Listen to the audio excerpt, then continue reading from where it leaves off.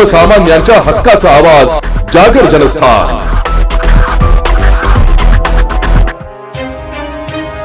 धुळे शहरातील मध्यवर्ती पारळा रोड परिसरातील नाल्यात सध्या घाणीचे प्रचंड साम्राज्य पसरले असून नाल्यावरील संरक्षण कठडेही गायब झाले।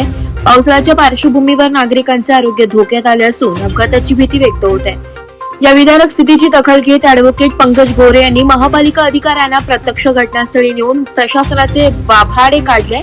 शहराच्या स्वच्छतेसाठी कोट्यावधींचे टेंडर निघूनही परिस्थिती जैसे थे असल्याचा आरोप गोरे यांनी केलाय।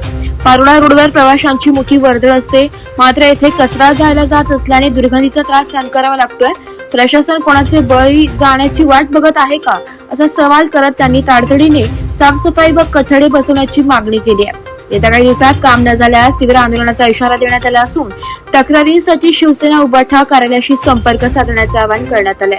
यावेळी पंकज भास्कर, सागर साळवी यांच्यासह नागरिक मोठ्या संख्येने उपस्थित होते।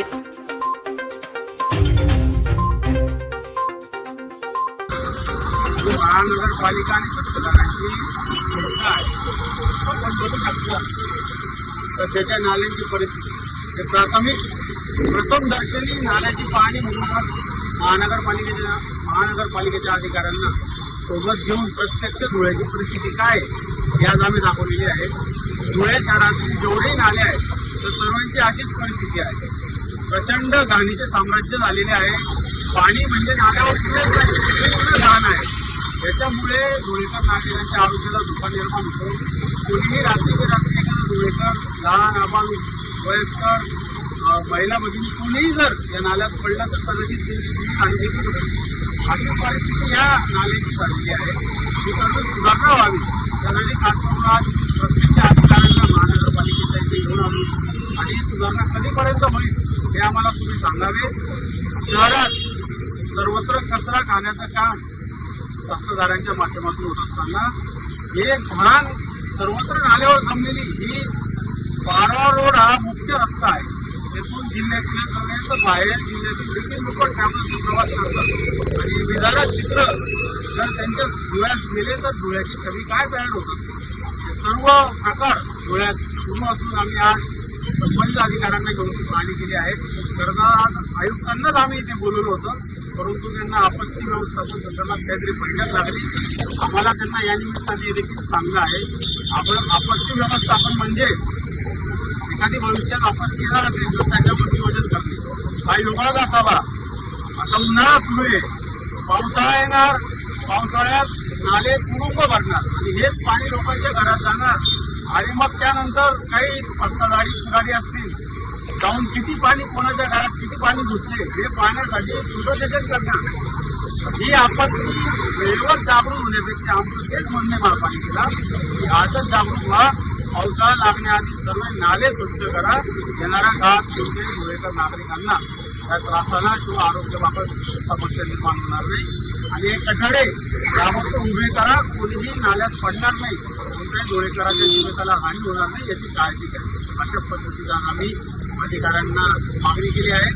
जे आता आपल्याला आश्वासन देतील त्या तारखेपर्यंत आपण त्यांना मुदत देणार आहोत। त्यानंतर मग शिवसेना स्टाईल किंवा सर्वांना माहिती आहे, अधिकारी वर्गालाही माहिती शिवसेना स्टाईल कशी आहे ते बोलताय।